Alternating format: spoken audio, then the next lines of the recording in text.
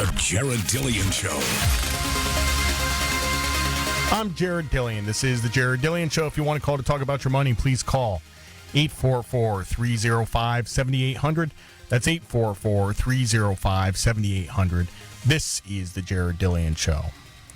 So, we're going to be talking some personal finance tonight with a friend of mine. His name is Chuck McDonald. He is a financial advisor at UBS. He's been there for 16 years. And this is, not really what he does for a living. He does more sophisticated financial stuff, but he has some ideas on personal finance that he wanted to share. So we decided to have him on the show. He graduated from the University of Michigan with a BSc in Material Science and Engineering and got his MBA from the University of Washington. Outside of his professional responsibilities, Chuck recently held a volunteer position with the Certified Financial Planner Board of Standards, Inc., serving on their Council of Examinations. He is also a musician, composer, and part-time yoga instructor. He and his wife, Kimberly, are the parents of 2 daughters. Chuck, welcome to the show. Hey, thanks a lot, Jared. Appreciate you having me. Yeah, I want to talk about this musician thing. Well, I heard something about this. Like, what do you play in a band? What do you do? Yeah, pre-pandemic, we were in a band. Or I was in a band. It's kind of funny. My wife is in a book club with a bunch of neighbors, and twice a year they would have a cocktail party just to get all the husbands together. And we were all talking one night, and one guy was he's a pretty accomplished vocalist, and another guy played piano, and we started talking, and it turns out there were like 6 of us that all had some sort of musical background and talent. And so we got together, and this is in 2009, and just started jamming together in a garage and playing covers. And one of the guys ended up being a pretty good songwriter. And so we just started kind of doing local gigs at local bars, and we put together an album in 2014, and we were actually putting the finishing touches on just a 5-song EP at the end of 2019 with a pretty successful producer at a couple of the more well-known studios in Seattle. And then the pandemic hit, so literally we've got kind of original recordings of some pretty cool tunes, but we just haven't done anything with them. But yeah, getting out and playing bars was fun, and it was a good time, and getting out in front of people. Just, one of those things you do to get out of your comfort zone a little bit. And it was great to play in front of friends. Yeah, that's awesome. I like to get out and play. And, obviously the pandemic has been bad for live gigs. By the way, there's here in Myrtle Beach, there's a place called Crepe Creation. Okay. And they serve crepes. And it's a weird place because the servers wear berets. They wear these French outfits. And this is in South Carolina. It's very strange. But every once in a while they had a musician playing there, and it was this guy playing bass, just solo bass, but he was playing Primus. So it was the weirdest thing of all time. It was this Crepe Creations French berets with this guy playing slap bass Primus. It was the weirdest. It was the strangest thing. But I think that guy lost that gig. I haven't seen him there in a while. But I saw that and I was if he can get a gig, I should be able to gig. Jeez, Anyway. Yeah, no, for sure. No, there's some good stuff out there. Well, and of course Seattle's got just a pretty vibrant music scene. We'd go out and see shows, and I would look at these bands playing for free or for cover practically. Just a few bucks a night, and I was just blown away at how much more talent, or how much more talented than they were than our band.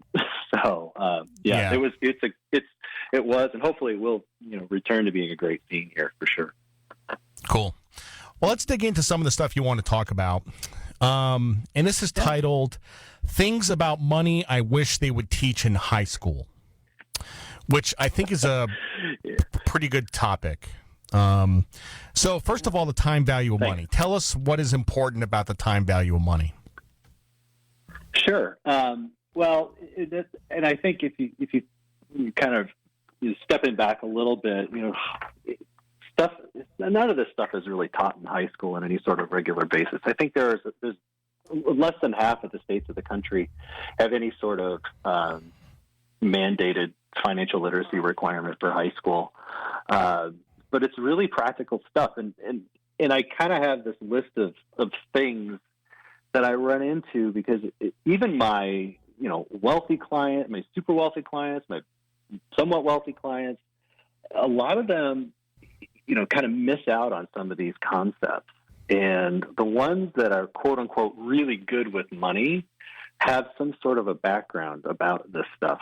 And, kind of the first thing, and none of these are actually, 100% my ideas. It's stuff I read and kind of experience.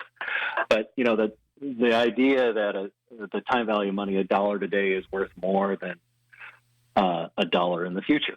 And it's just, because of discounting. And you can even think about interest rates. And, I've got kids with bank accounts right now. And my youngest she's always opening up her envelope and saying, I need to earn more interest. And I'm looking at her saying, yes, don't we all? But the important thing, I think, is that it cuts both ways. And I know that you're a big proponent of just really managing debt. And, even if you're not making any interest, time value of money works in the other way as well. And it's just, and the math is, you borrow $250,000 to buy a house and you pay 4% interest. Over 30 years, you're going to pay $179,000 in addition to the $250,000. And so that's the debt side, but the investment side is, even if your quote unquote interest isn't what it is, or isn't paying much, by making an investment in companies that are earning and growing and compounding earnings, you get a chunk of that. And the earlier you start on all of this stuff, because of the way that compounding and time value of money works, just the better off you are.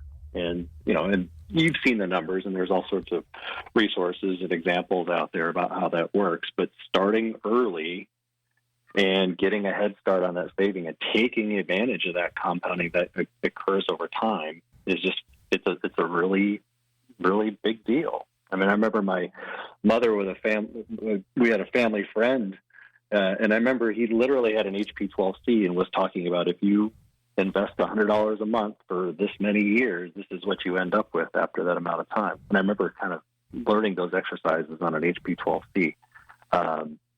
And I think if every high school kid understood how that worked, then that would be a really big deal.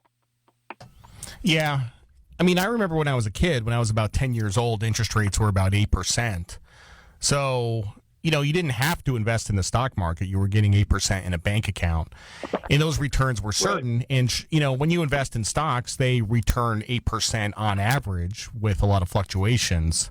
And those returns are uncertain, and we don't know what they're going to be in the future. But, yeah, I mean, because of compounding. And actually, one thing I want to talk about, one thing we talk about on this show a lot is mortgages and the interest that you pay in mortgages. So the example you used was a 30-year fixed, 4%, $250,000 mortgage. And over the course of 30 years, assuming you don't make any prepayments, you pay $179,000 in interest, which is a staggering amount of interest. I mean, a lot of people don't realize that.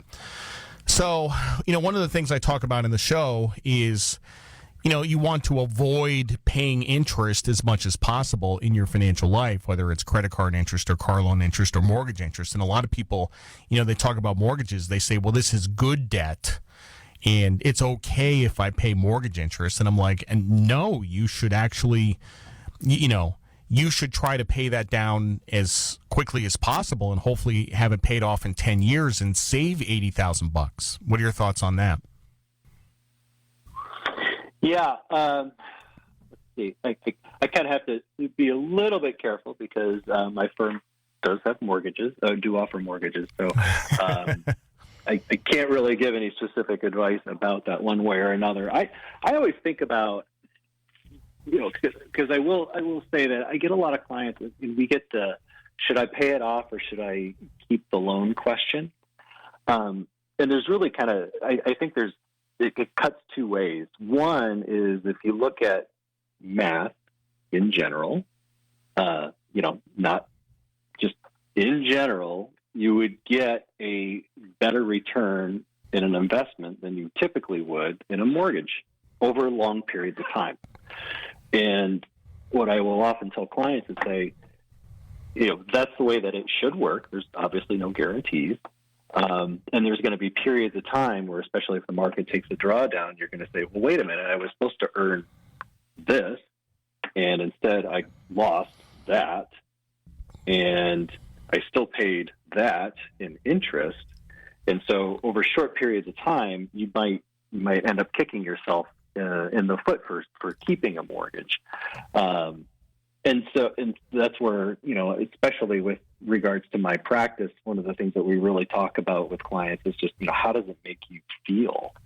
If you're retiring and you're really, really set on, keeping your cash flow where it is and not paying off your mortgage is something that you want to do, then just understanding that you're assuming that risk. Whereas at the same time, if there is, if it just helps you sleep better at night, and again, I know this is, in a lot of the stuff that you've written and talked about, you reducing that risk and reducing that leverage is sometimes something that just helps the client feel better. It reduces your stress. It reduces your stress. Yeah. The other thing is that I thought you mentioned that was good was, compounding works in both directions. It can compound for you, but it can also compound negatively. It compounds positively if you're earning interest, but it compounds negatively if you're paying interest. We'll be back in a couple of seconds. I'm Jared Dillian. This is The Jared Dillian Show.